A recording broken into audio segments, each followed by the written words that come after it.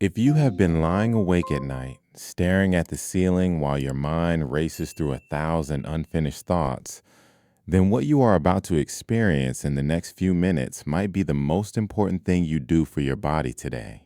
Close your eyes if you can, or let them grow heavy as you listen, because tonight we are going to walk together, slowly, gently, into a place where your nervous system finally exhales.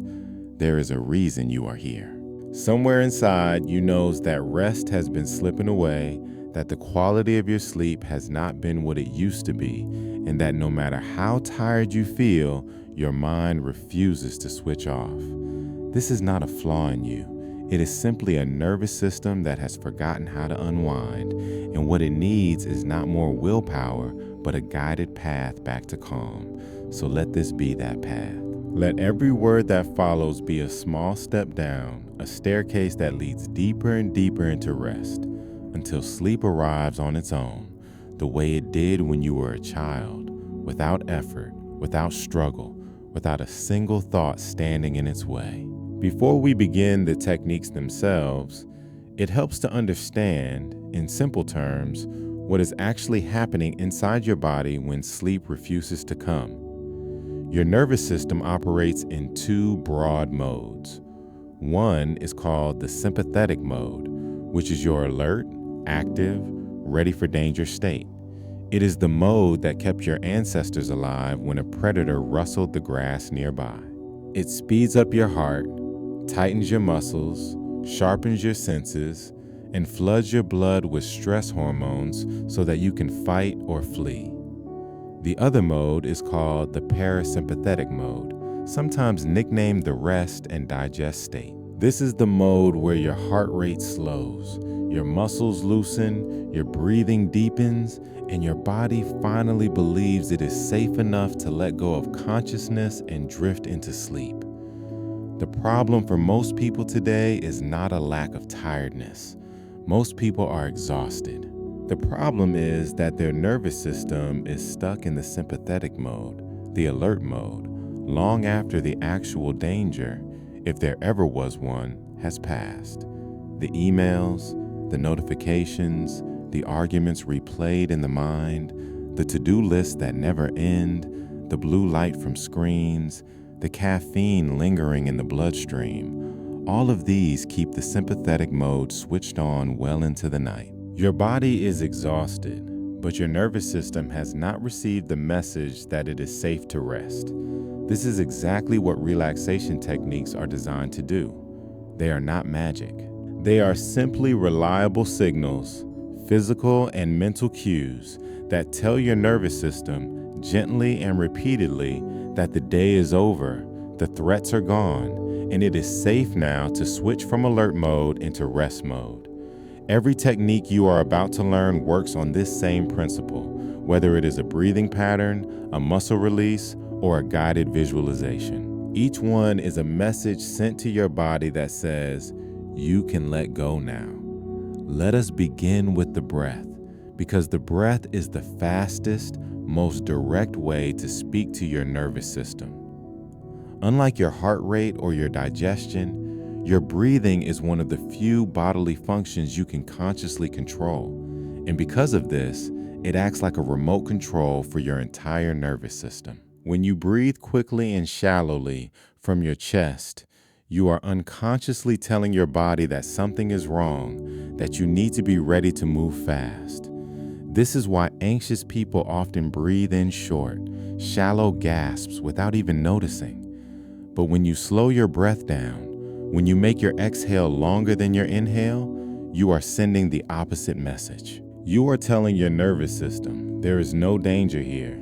You can stand down, you can rest. One of the most effective patterns for this is a rhythm where you inhale gently through your nose for a count of 4, hold that breath softly for a count of 7, and then release it slowly through your mouth for a count of 8. The extended exhale is the important part, because a long, slow exhale activates the vagus nerve, which runs from your brainstem down through your chest and abdomen, and this nerve is the main highway of your parasympathetic system. Stimulating it through breath is like pressing a physical switch that shifts your entire body out of alert mode. As you lie in your bed tonight, try this pattern. Breathe in through your nose. Feel your belly rise rather than your chest. Hold gently, and then let the air escape slowly, as if you are fogging a mirror in front of you with warm breath. Do this 4 times in a row, without straining, without forcing, simply allowing each cycle to be a little slower and a little deeper than the one before. Notice how, even after just a few rounds, your shoulders drop slightly, your jaw unclenches, and the tightness in your chest begins to loosen. This is your nervous system responding exactly the way it is designed to. Another breathing pattern that works beautifully for sleep is called box breathing, sometimes called square breathing, because it moves through 4 equal phases, like tracing the 4 sides of a box. You inhale for 4 counts, hold for 4 counts, exhale for 4 counts, and hold again, empty, for 4 counts before beginning the cycle again. This technique is used by people in incredibly high-stress professions, from surgeons to soldiers, specifically because of how quickly it calms an overactive nervous system. What makes it so effective for sleep is the rhythmic, predictable nature of the pattern. Your mind, especially a racing mind at night, often clings to structure because structure feels safe, and box breathing gives your mind something simple and steady to hold on to instead of the spiraling thoughts about tomorrow's meeting or yesterday's mistake. As you lie there tonight, you might picture a slow, gentle box being traced in the darkness in front of your closed eyes. The line moves upward as you inhale, pauses at the top as you hold, moves downward as you exhale, and pauses again at the bottom before the cycle begins anew. There is nothing to figure out, nothing to solve, just the slow, even tracing of a shape over and over until your thoughts grow quiet simply because they have nothing urgent left to attach to. While the breath calms the nervous system directly, the body itself often needs a separate invitation to let go, because tension can live in the muscles long after the mind believes it has relaxed. This is where a technique called progressive muscle relaxation becomes so valuable.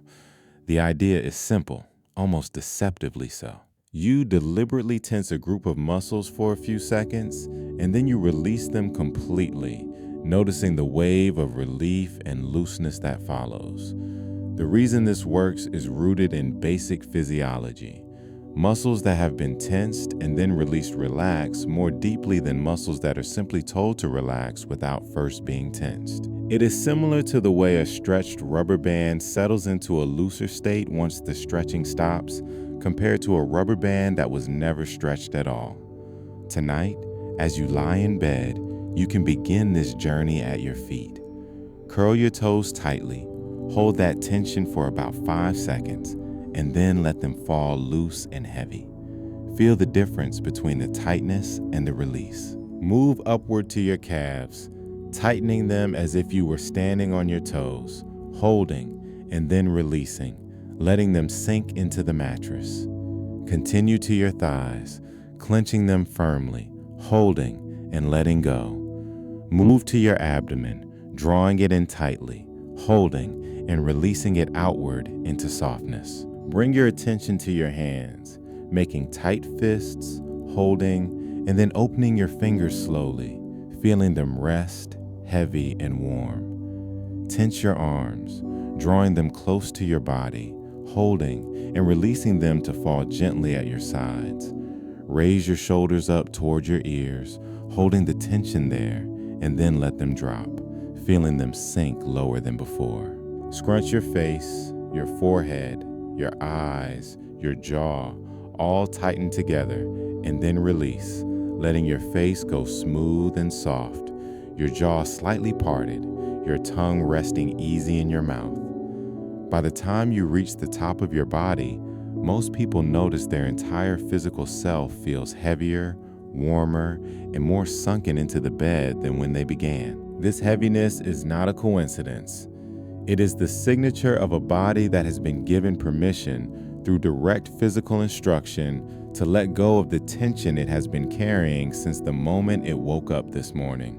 Once the body has begun to soften through the breath and through progressive release, the mind often still has one more layer of activity to quiet, because thoughts do not always stop simply because the body has relaxed. This is where visualization becomes such a powerful tool, because the mind, especially at night, responds far more easily to images than to logic. Trying to talk yourself out of worry with reasoning rarely works well at midnight, but giving your mind a gentle, vivid, calming scene to inhabit gives it somewhere peaceful to rest instead of somewhere anxious to wander.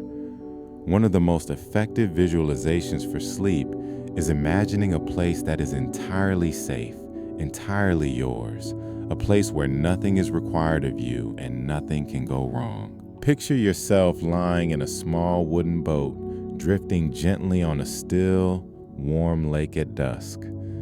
There is no wind, only the faintest whisper of air moving across the water. The boat rocks so slightly that you almost cannot tell it is moving at all, except for the soft lapping of water against its sides. Above you, the sky is turning from soft orange to deep blue, the first few stars beginning to appear, scattered like quiet lanterns being lit one by one. You are wrapped in a warm blanket, and the wood beneath you is smooth and sun-warmed even as the evening cools. There is nowhere you need to be. No one is waiting for you. The boat will carry you gently through the night, and all you need to do is lie there and let it rock you, slower and slower, deeper and deeper, as the stars multiply above you and the water grows calmer with every passing minute. Let this image build in as much detail as you like. Notice the temperature of the air on your skin. Notice the faint scent of water and wood. Notice the way the last light of the sun catches the tips of small ripples on the water's surface.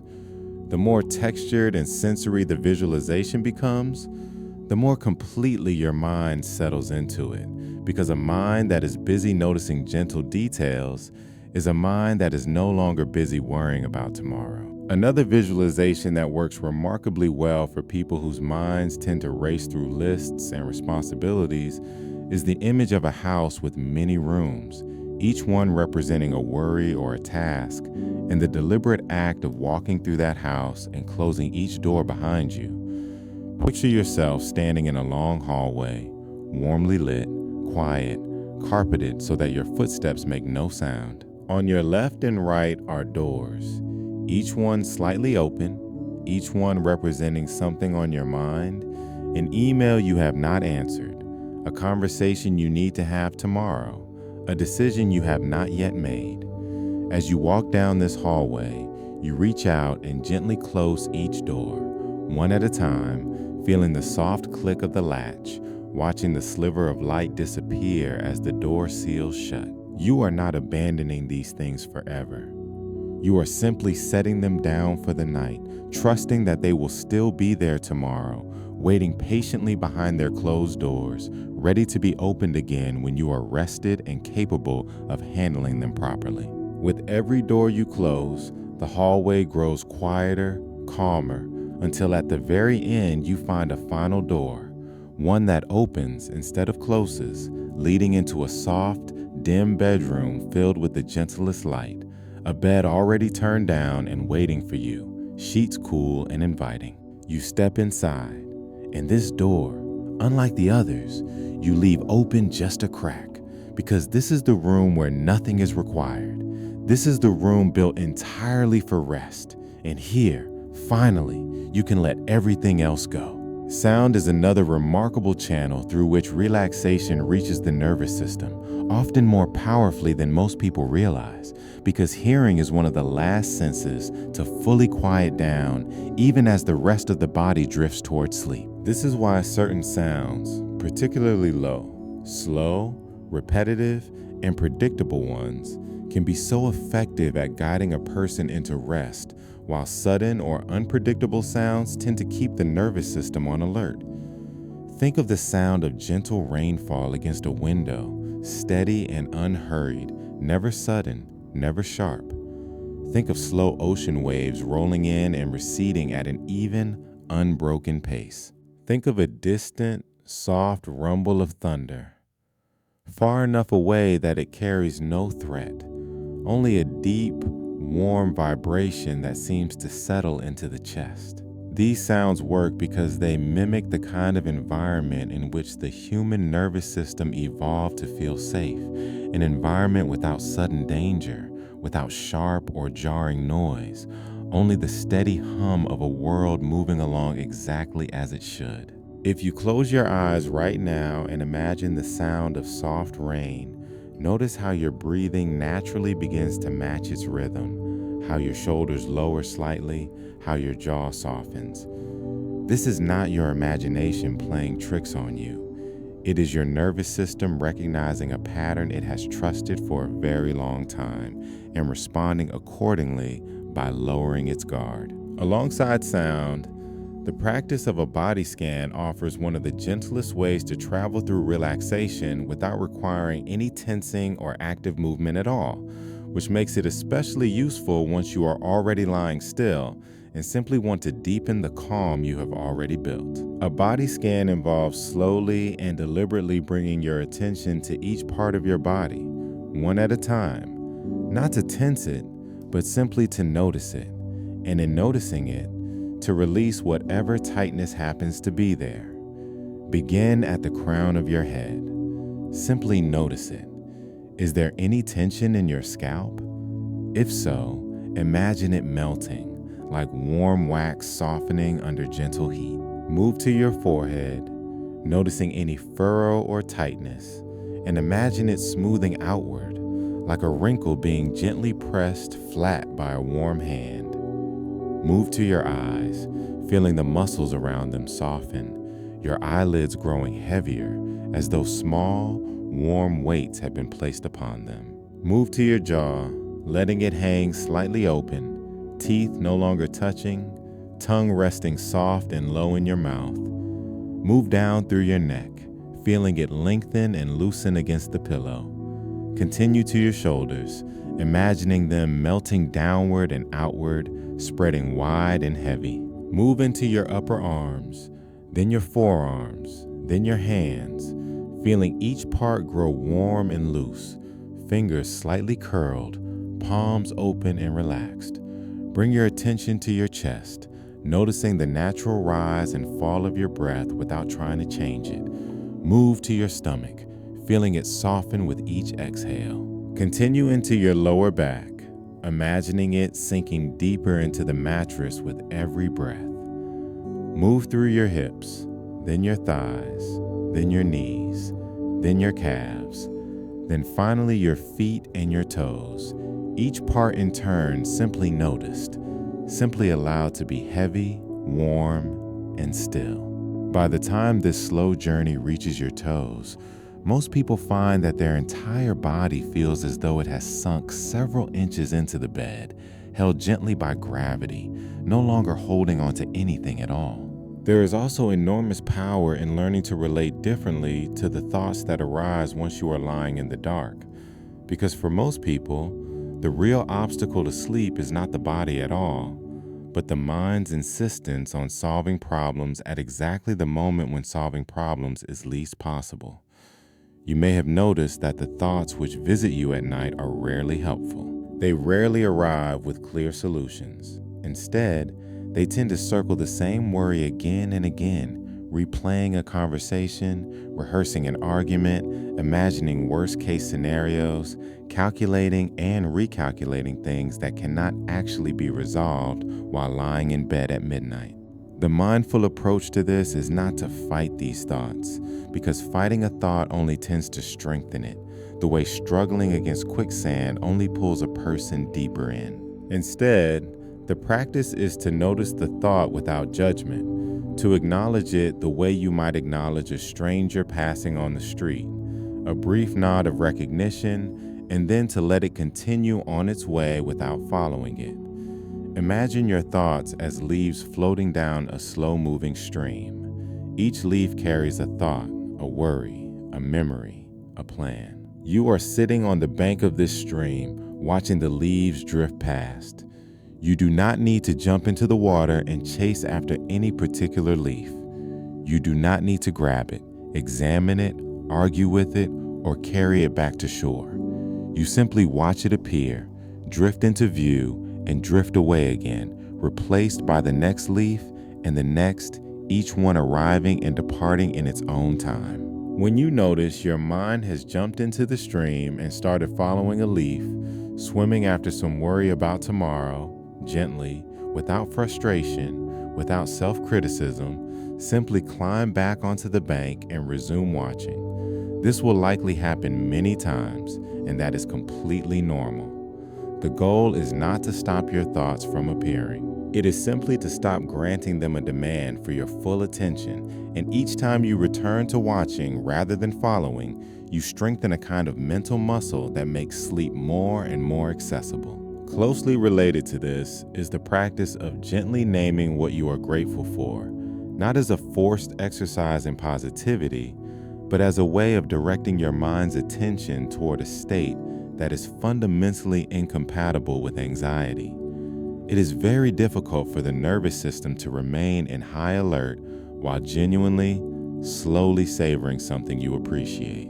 As you lie there, you might bring to mind one small thing from your day, nothing large or dramatic, simply something ordinary and good. Perhaps it was the warmth of a cup of tea in your hands this afternoon. Perhaps it was a moment of laughter with someone you care about. Perhaps it was simply the comfort of the bed you are lying in right now, the softness of the pillow beneath your head, the warmth of the blanket over your body. Let your mind rest on this single thing, not rushing to think of another, not turning it into a list, but simply staying with it, feeling the small warmth of appreciation spread through your chest the way warmth spreads from a sip of something hot. If another moment of gratitude arises naturally afterward, let it come, unhurried, unforced, and rest with that one too. This practice works because gratitude and threat cannot occupy the same space in the nervous system at the same time. When you are genuinely savoring something good, your body receives the signal that the world is, at least in this moment, safe and kind. And safety is exactly the signal your body needs in order to release itself into sleep. The environment surrounding your body plays a much larger role in this process than most people realize, because your nervous system is constantly, quietly reading cues from the world around you, even when you are not consciously aware of it.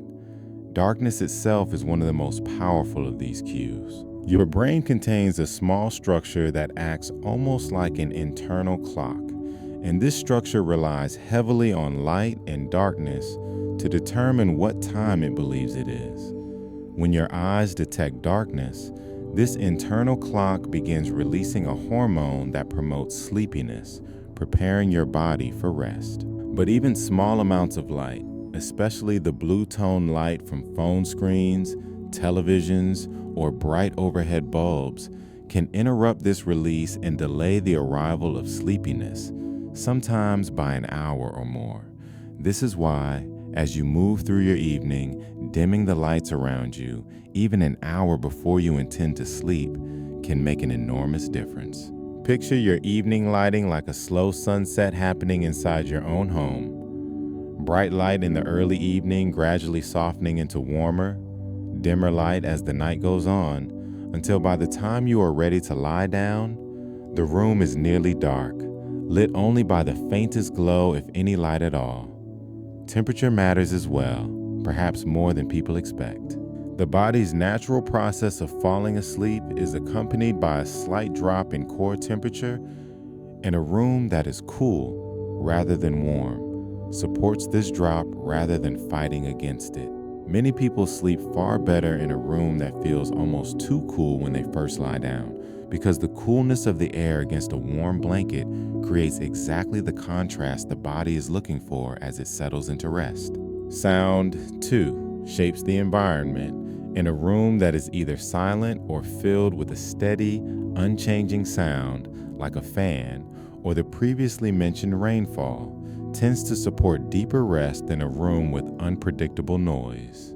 All of these small environmental choices work together, quietly, in the background, reinforcing the same message that the breath and the muscles and the visualizations have already been sending, that it is safe now, that nothing is required, that rest can finally begin. Let us also talk about the habits that build up throughout the day, because sleep at night is rarely only about the final 10 minutes before you close your eyes.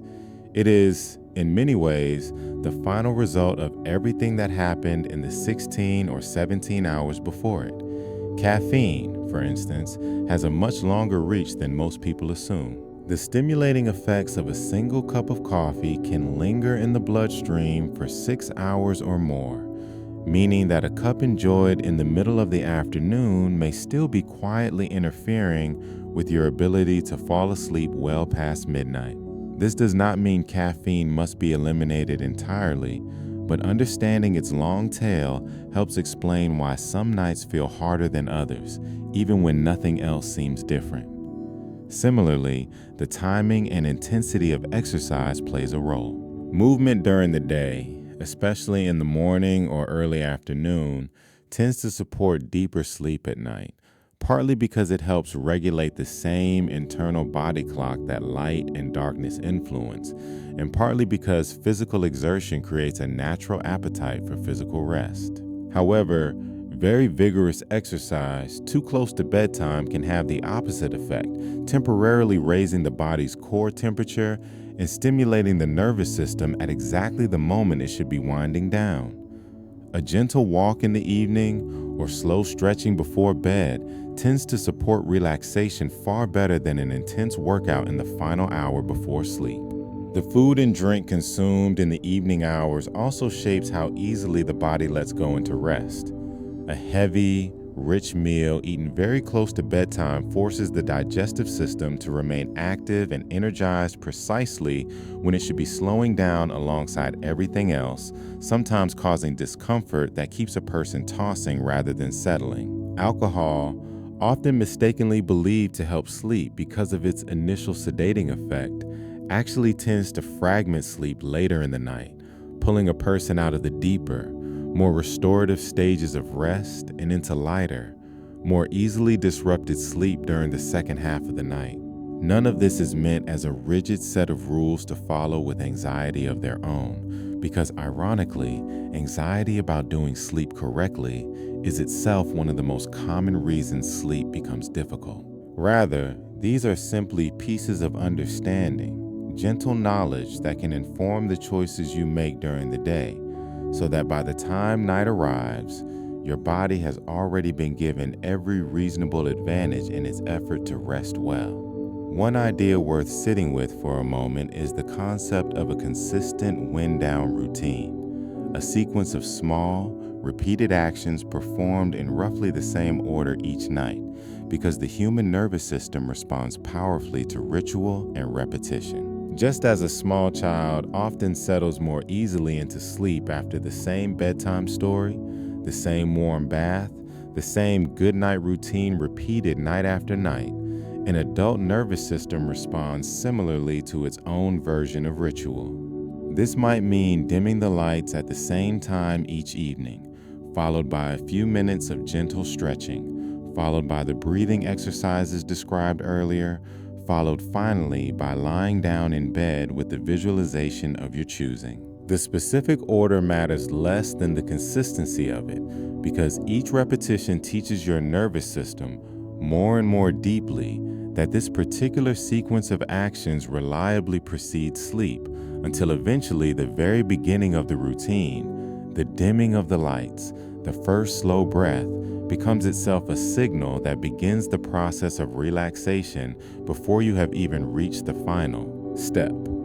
Over weeks and months, this kind of consistency can become one of the most powerful tools available, more reliable in many ways than any single technique performed in isolation, because it works with the grain of how the nervous system naturally learns and adapts. It is worth returning now, more slowly this time, to the breath, because as your body continues to settle here in the dark, there is a deeper version of the earlier breathing technique that can carry you even further into rest. This time, rather than counting, simply allow your breath to become as slow and as smooth as a wave rolling onto a very calm shore, rising gently, cresting softly, and receding without any sharp edge at either end. As you inhale, imagine the breath entering not just your lungs, but flowing all the way down into your belly, filling it like a balloon expanding slowly and evenly. As you exhale, imagine that same air leaving not quickly, but drawn out long and thin, like a ribbon unspooling from a slow turning wheel. There is no need to force the depth of the breath or the length of the exhale. Simply allow each breath to be slightly slower than the one before it, trusting that your body knows exactly how to do this because it has been breathing you through every single night of your life without needing your conscious help. All you are doing now is stepping back gently and allowing that natural wisdom to take over, breath by breath, wave by wave, each one pulling you a little further from the noise of the day and a little closer to the quiet of sleep. Let us travel now into another gentle scene, one that many people find even more calming than the lake because it involves not water but the deep hush of a forest at night. Picture yourself walking along a soft dirt path beneath tall pine trees, their branches high above you, forming a loose canopy through which small patches of moonlight fall onto the ground like scattered coins of silver light. The air here smells faintly of pine needles and damp earth, cool and clean against your skin. Your footsteps make almost no sound on the soft, needle-covered ground, and the only true sound in this forest is the occasional whisper of wind moving through the highest branches, far above you, gentle as breath. As you walk, you come upon a small clearing, and in its center stands a simple wooden cabin, warm light glowing softly from its windows, smoke curling lazily from a stone chimney into the night sky. You walk toward it, and as you approach, the door opens on its own, as though it has been waiting for you. Inside, a fire crackles low and steady in a stone hearth, casting warm orange light across a small room containing nothing but a soft bed, piled high with thick blankets and pillows. There is nothing else in this cabin. No clock, no phone, no task waiting to be done. You walk to the bed and lie down, and the blankets seem to settle over you on their own, heavy and warm, holding you gently against the mattress. Through the small window beside the bed, you can still see the moonlit clearing outside, silent and still, the trees standing like quiet guardians around this small pocket of warmth and safety. The fire continues to crackle softly, its rhythm as steady and soothing as a heartbeat, and with each soft pop and crackle of the wood, you feel yourself sinking further into the bed, further into warmth, further into the kind of stillness that asks absolutely nothing of you. If forests are not the setting your mind prefers, perhaps snow offers a more fitting stillness, because there is something about snowfall that carries an almost otherworldly quiet. Imagine standing, or better yet, lying in a soft, warm bed positioned beside a large window, watching snow fall silently outside in the glow of a single distant street lamp. Each flake drifts down slowly, unhurried, taking its own time to reach the ground, and there is no sound at all, because snow has a way of absorbing sound, wrapping the entire world in a hush, so complete it feels almost sacred. You are warm beneath thick blankets, and though the world outside is cold, none of that cold reaches you here. The only motion in the entire scene is the slow, silent drift of snowflakes, one after another, endlessly falling, endlessly gentle, covering the ground in a soft white layer that seems to grow thicker and thicker as you watch. There is nowhere you need to be, nothing you need to accomplish, and the snow outside seems to be falling in perfect time with your own breathing, slow, unhurried, patient. As you continue to watch, notice how your eyelids grow heavier, how the boundary between the warm room and the silent snow outside begins to blur until you are not entirely sure whether you are watching the snow or gently becoming part of its quiet, drifting rhythm yourself. Gardens, too, offer a particularly soothing landscape for the mind at night, especially a garden imagined in the soft blue hour just after sunset, when color has faded into gentle silhouette and the air carries the scent of night-blooming flowers. Picture yourself walking along a stone path bordered by tall grasses that sway ever so slightly in a breeze too soft to feel as wind, more like a whisper against your skin. Fireflies rise slowly from the grass here and there, blinking soft gold light, drifting upward like slow sparks before fading again into darkness. The path leads to a small bench beneath an old tree, its branches heavy with leaves that rustle only faintly overhead. You sit down, or perhaps you find that the bench has somehow become a soft chaise, wide and comfortable enough to lie back upon completely, and as you do, you notice the sky above beginning to fill with stars, first a few, then dozens, then what feels like countless small points of light scattered endlessly overhead. The garden around you continues its quiet nighttime life, insects humming low and steady, leaves whispering occasionally, the fireflies still rising and fading in their slow, unhurried rhythm, and none of it asks anything of you at all.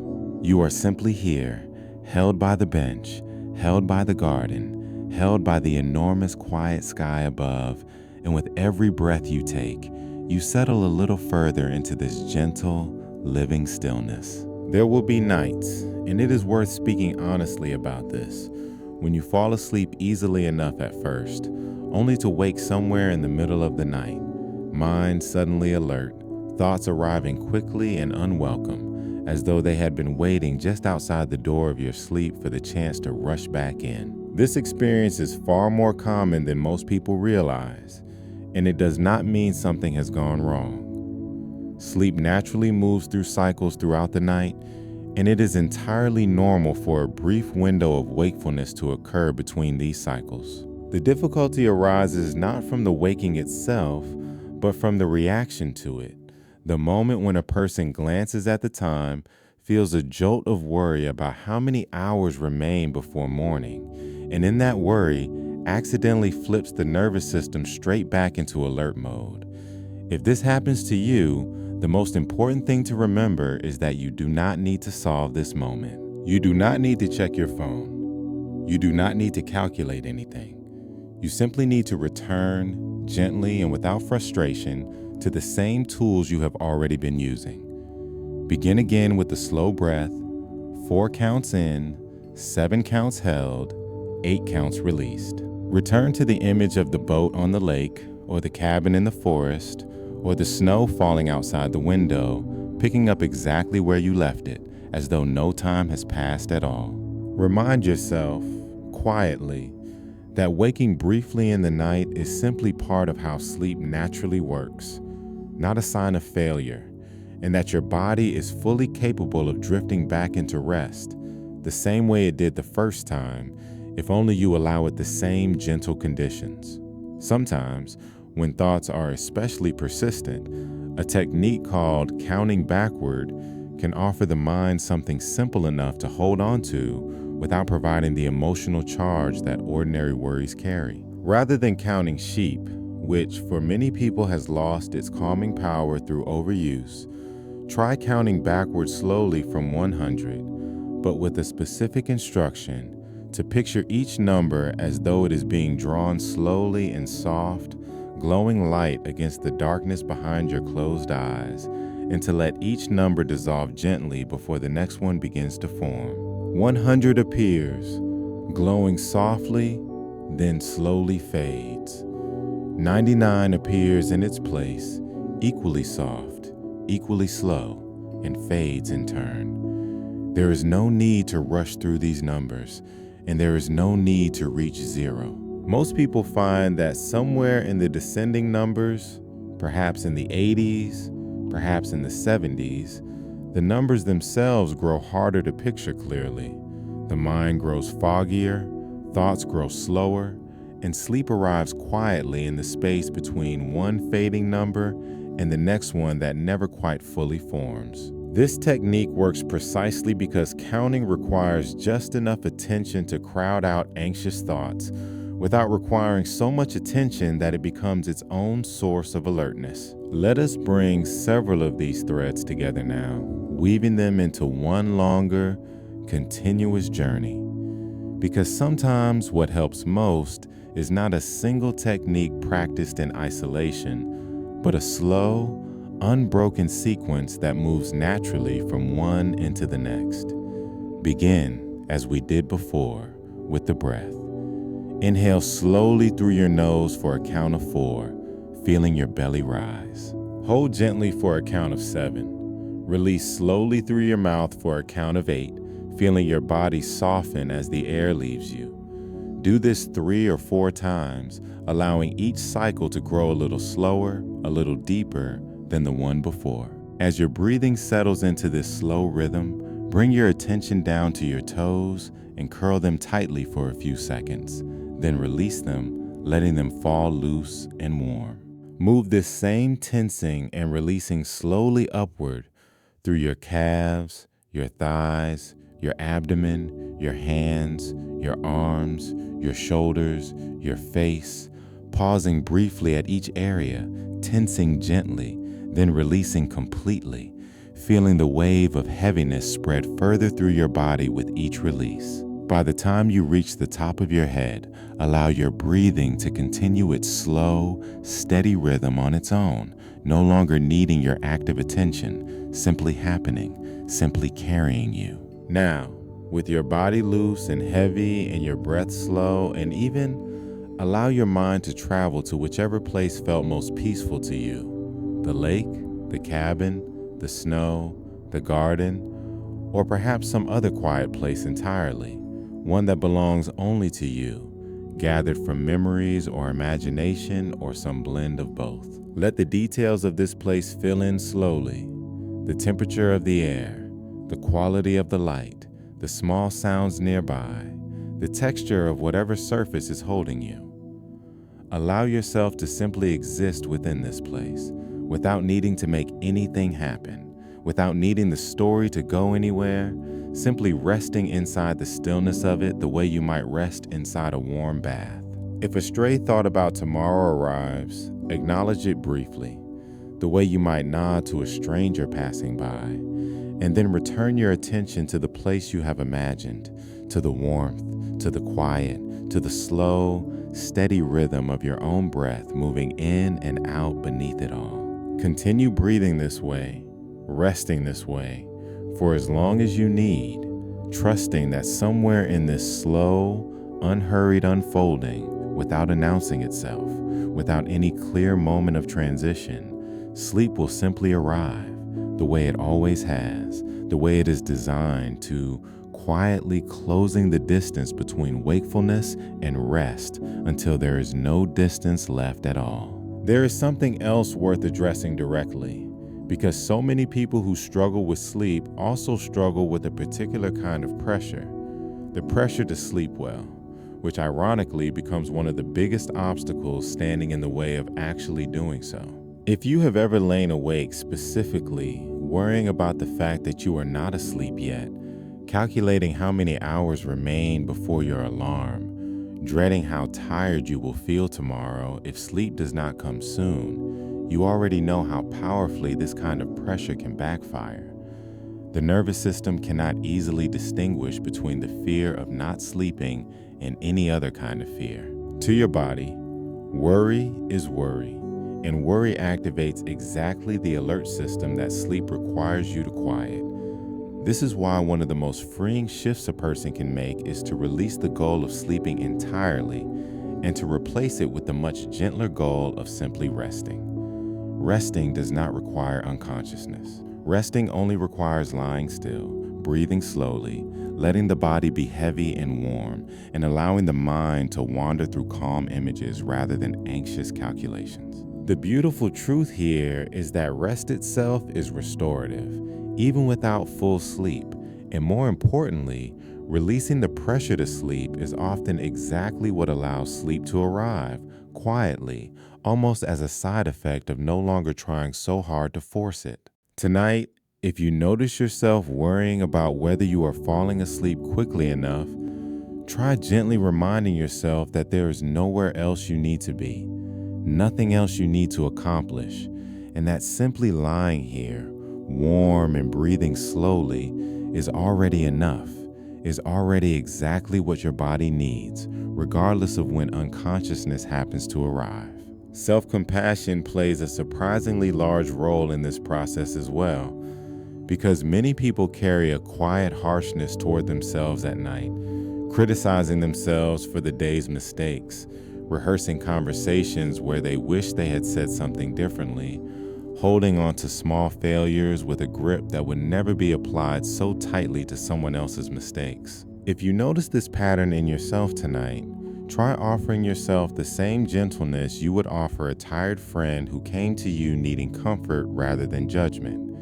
You might silently say to yourself something like, "Today was simply a day. Some parts went well and some parts did not, and that is simply what being human involves. You do not need to solve every mistake tonight. You do not need to prove anything to yourself before you are allowed to rest.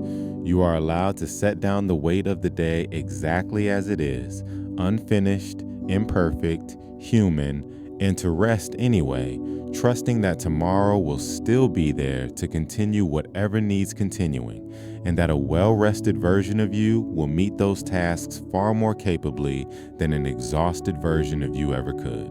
It may help, too, to understand a little about what is actually happening deep within your body once sleep does arrive, because this understanding itself can bring a kind of comfort, a sense that something important and valuable is unfolding rather than nothing at all. Sleep is not a single uniform state. It moves through distinct stages, cycling roughly every 90 minutes throughout the night. In the earliest, lightest stages, your body begins to relax, your brain waves begin to slow, and you drift in and out of awareness easily, sometimes barely registering that you have crossed the boundary from wakefulness into sleep at all.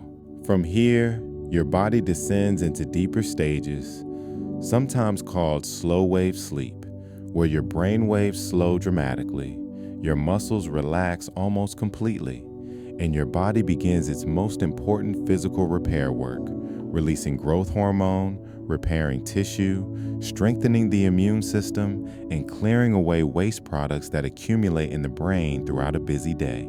Later in each cycle, your brain shifts into a different kind of activity altogether, a stage where your eyes move rapidly beneath closed lids and dreaming becomes most vivid, a stage believed to play an essential role in processing emotions, consolidating memories, and helping the mind make sense of everything experienced during the day.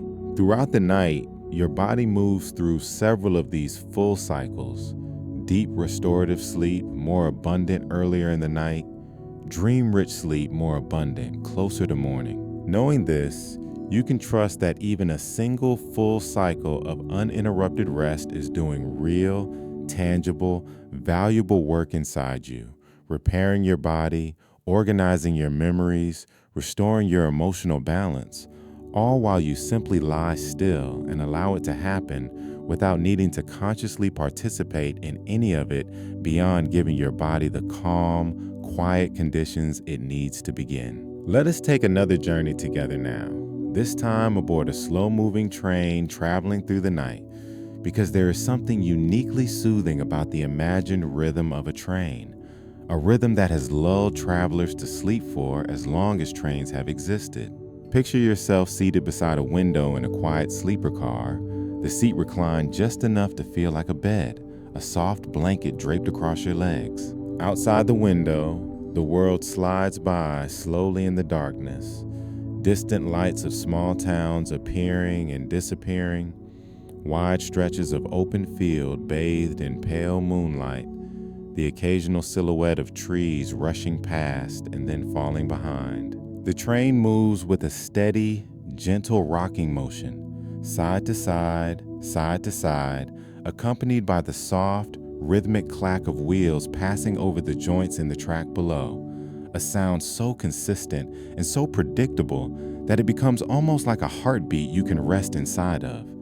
There is nowhere this train needs to arrive urgently. It will simply continue through the night, carrying you gently forward while you do nothing at all but rest against the soft cushion of your seat, feeling the rocking motion beneath you, hearing the steady clack of the wheels, watching the dark landscape drift by outside your window until your eyelids grow too heavy to keep open any longer, and you allow yourself to sink fully into the comfort of the seat, the rocking of the train continuing steadily beneath you, carrying you further and further from wakefulness with every passing mile. There is also great comfort available in imagining a cabin high in the mountains. Different from the forest cabin described earlier, this one perched at an elevation where the air is thin and cold and utterly silent, surrounded not by trees but by vast, quiet peaks dusted with snow, glowing faintly blue under a sky absolutely saturated with stars. Picture yourself inside this cabin, wrapped in a heavy wool blanket, sitting or lying near a large window that overlooks the mountain range stretching endlessly into the darkness. There is no sound at all outside, the kind of profound silence that only exists at high altitude, far from roads, far from cities, far from any source of noise at all. Inside, a small lantern glows warm and low, casting just enough light to see the steam rising gently from a cup of something warm beside you, though you do not need to drink it. Its scent alone, something like chamomile or warm milk, is enough to fill the room with comfort. The mountains outside stand as they have stood for millions of years, patient, unmoving, entirely unconcerned with anything happening in your life. And there is a strange, deep comfort in that scale, in resting beside something so ancient and so still.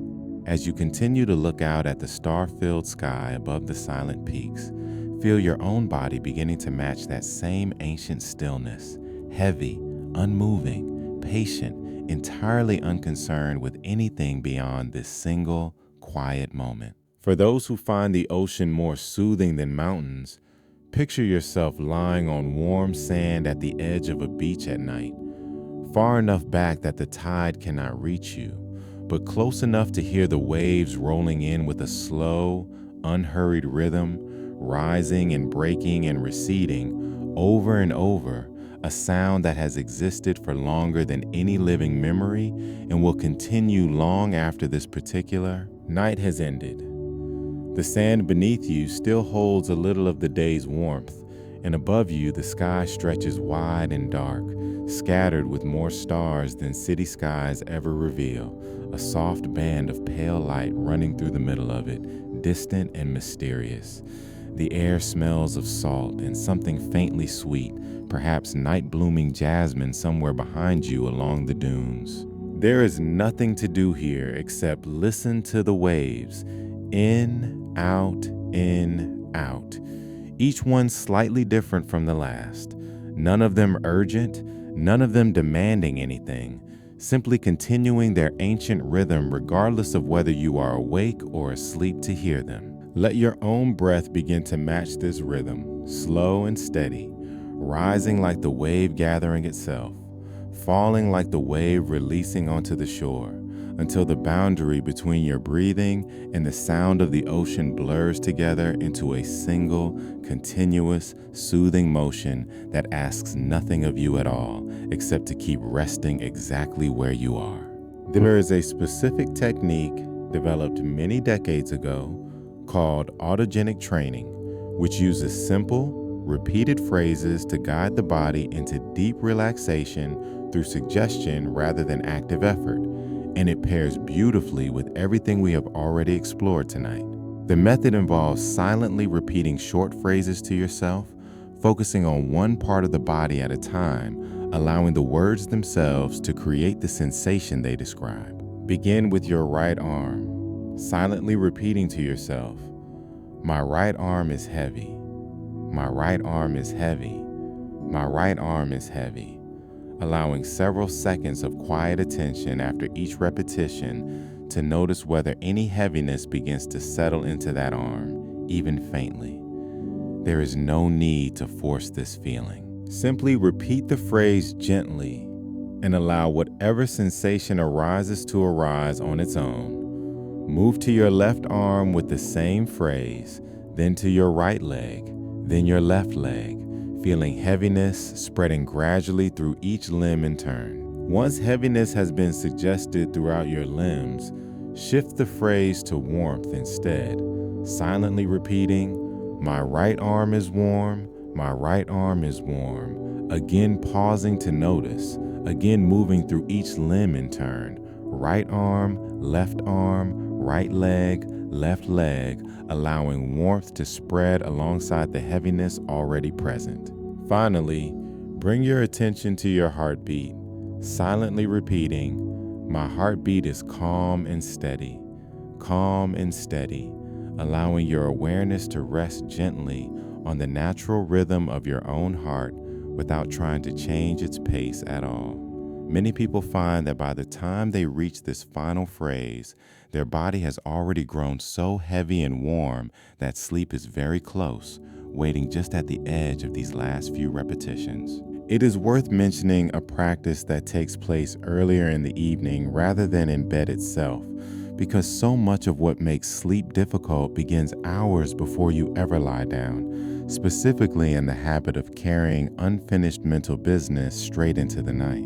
A technique sometimes called a worry time or a brain dump involves setting aside a short period, perhaps 10 or 15 minutes, sometime in the early evening, well before bed, to sit down with a pen and paper and simply write out everything currently occupying your mind. This might include tasks you need to complete tomorrow, decisions you have not yet made, conversations you are anticipating, or worries that have been circling without resolution. The goal is not to solve any of these things in this moment, only to remove them from the space inside your head and place them safely onto paper instead, where they can wait until tomorrow without needing to be actively held in your thoughts throughout the night.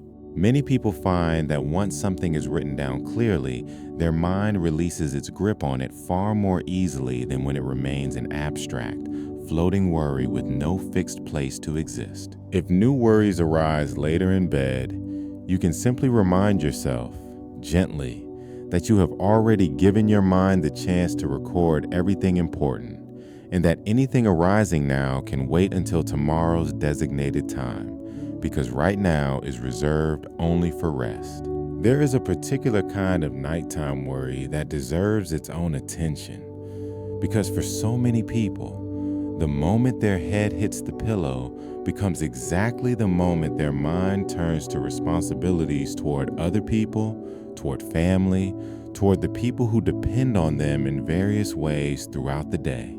If you notice thoughts of this kind arising, thoughts about people you care for, tasks you have promised to complete for others, obligations you feel weighing on you, even in the darkness, try picturing each of these responsibilities as a small, warm light, gently set down on a shelf beside your bed for the night. Each light continues to glow softly, undimmed, uncompromised, simply waiting there beside you, safe and intact, exactly as important tomorrow as it is right now, needing nothing from you at this particular moment except your trust that it will still be there when you wake.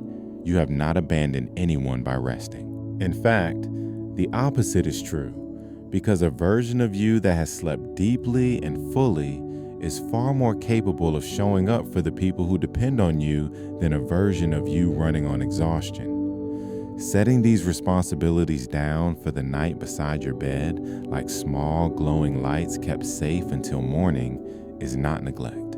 It is preparation, the necessary first step toward being able to carry them well again tomorrow. Technology, and specifically the glow of screens in the hours before sleep, deserves careful attention as well, not because screens are inherently harmful, but because the particular kind of light they emit and the particular kind of mental engagement they demand both work directly against everything the nervous system needs in order to wind down. The blue tone light emitted by phones, tablets, and televisions closely resembles daylight.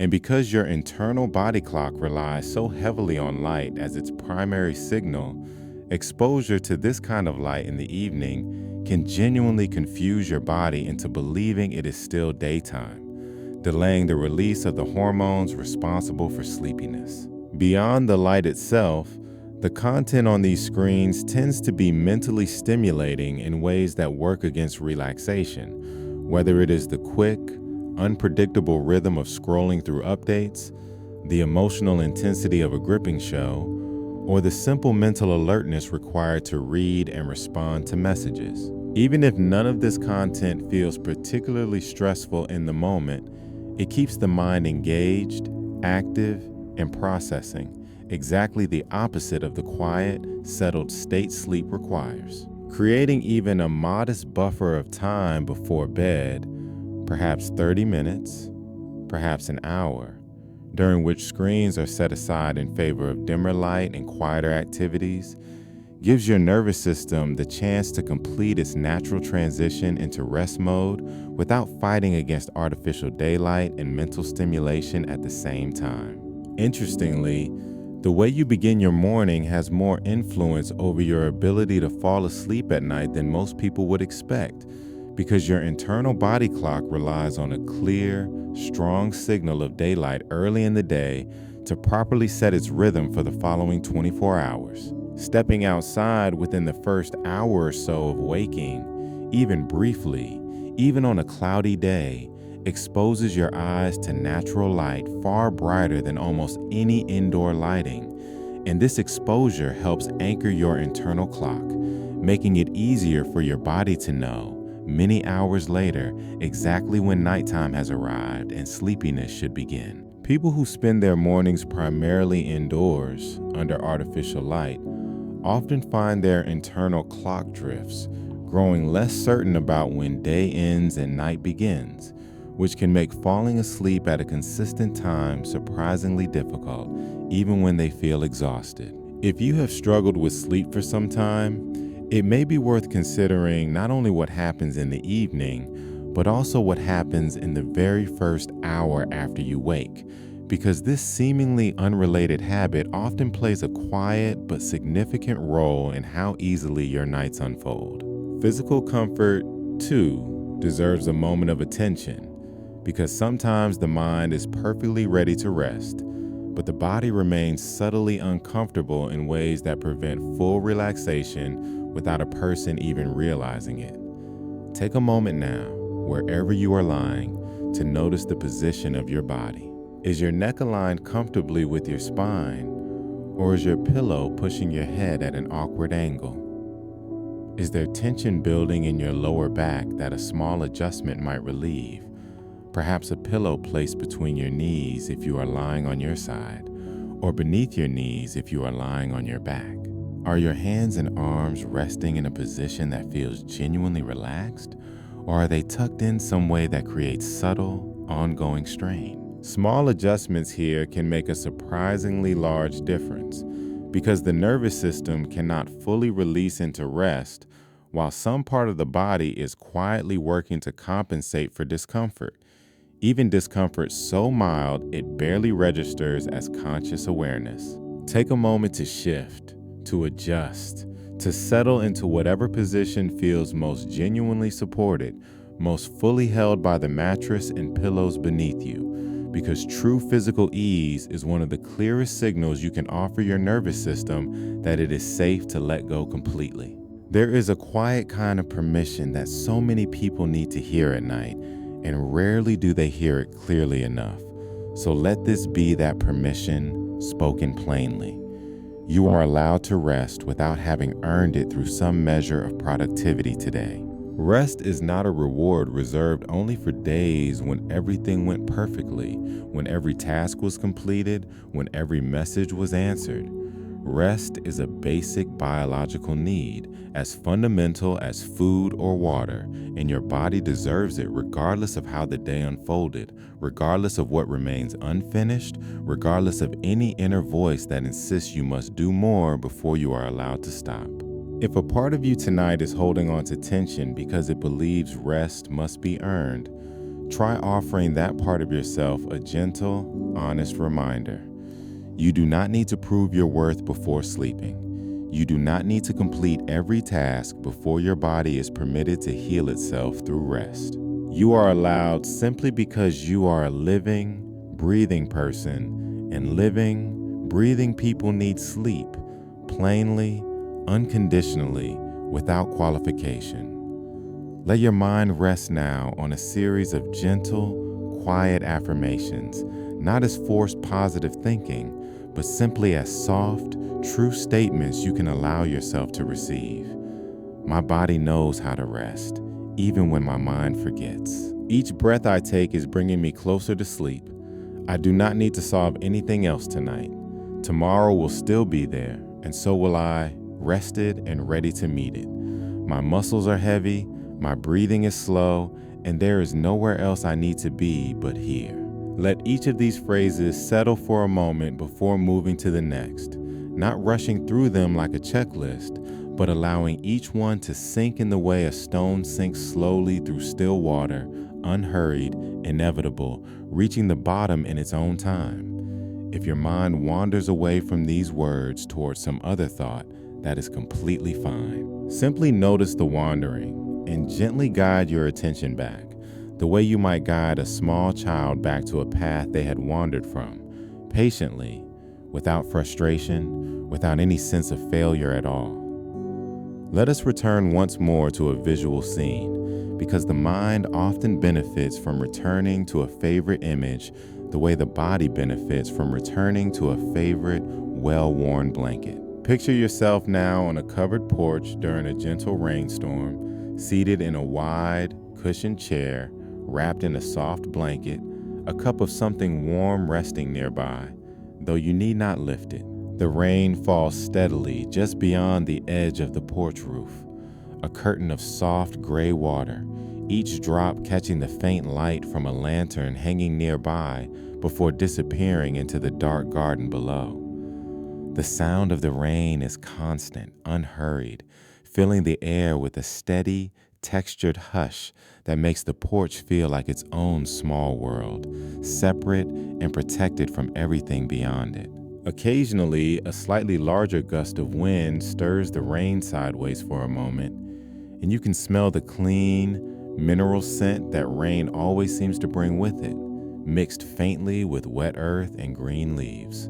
You are warm, you are dry, you are utterly unbothered by the rain because it cannot reach you here, and its steady rhythm becomes almost hypnotic the longer you listen, each drop falling into the next, blending into a single, continuous, soothing wash of sound that seems to grow softer and further away the more your body settles into the chair beneath you. If a porch does not appeal to you tonight, perhaps a hammock does, strung gently between two old trees in a quiet backyard at dusk, swaying with the barest whisper of movement each time a small breeze passes through. You are lying in this hammock, wrapped snugly enough that it holds your body like a gentle embrace, rocking so slightly that the motion is almost imperceptible except for the occasional soft creak of rope against the branches above. The sky overhead is deepening into that particular shade of blue that exists only in the last hour before full darkness, and a few early stars are just beginning to appear, faint and scattered. Somewhere nearby, crickets have begun their evening chorus, a steady, textured hum that rises and falls without ever quite stopping, blending with the occasional distant call of a bird settling in for the night.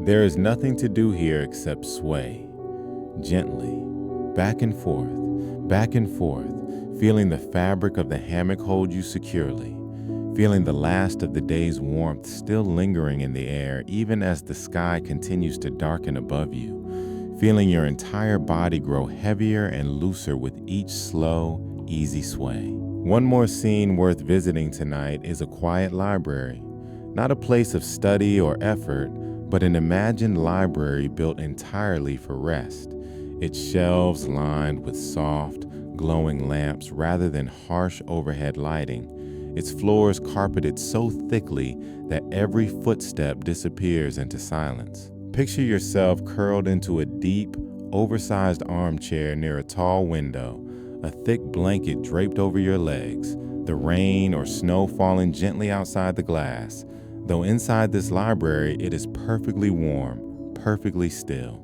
There are no tasks here, no deadlines, no books that need to be read or understood, only the comforting presence of countless stories resting quietly on their shelves, patient, unhurried, content simply to exist nearby without demanding your attention. A fireplace somewhere in the room crackles low and steady, its light flickering warmly against the spines of old books, and the entire space feels like a physical representation of calm itself. A room built for nothing except sinking deeper and deeper into softness, deeper and deeper into stillness, deeper and deeper into the kind of rest that asks absolutely nothing of you except your presence. For those whose minds tend toward anxiety more generally, not only at night, but as a persistent companion throughout daily life, it can help to understand that the physical sensations of anxiety and the physical sensations of excitement are almost identical within the body. A racing heart, quickened breath, a kind of restless energy in the limbs. The difference between the two states often comes down entirely to the story the mind tells about these sensations. If you notice your heart beating a little faster as you lie here, rather than immediately labeling this as a problem, as evidence that something is wrong, try simply naming it neutrally. My body has some energy right now, and allowing that energy to exist without needing to fight it or fear it. Fighting a racing heart tends to make it race faster, the way struggling against a wave tends to pull a swimmer under, while acknowledging it calmly and returning to your slow breath tends to let it settle on its own, the way floating on your back allows a wave to simply pass beneath you without incident. Anxiety at night, in this sense, is not an enemy to defeat, but a visitor to acknowledge briefly before returning your attention to the breath, the body, the gentle images you have already been building this evening. There is a specific physical technique that works remarkably well for calming the nervous system quickly, involving nothing more than a low, gentle humming sound made on the exhale. Try this now if it feels comfortable.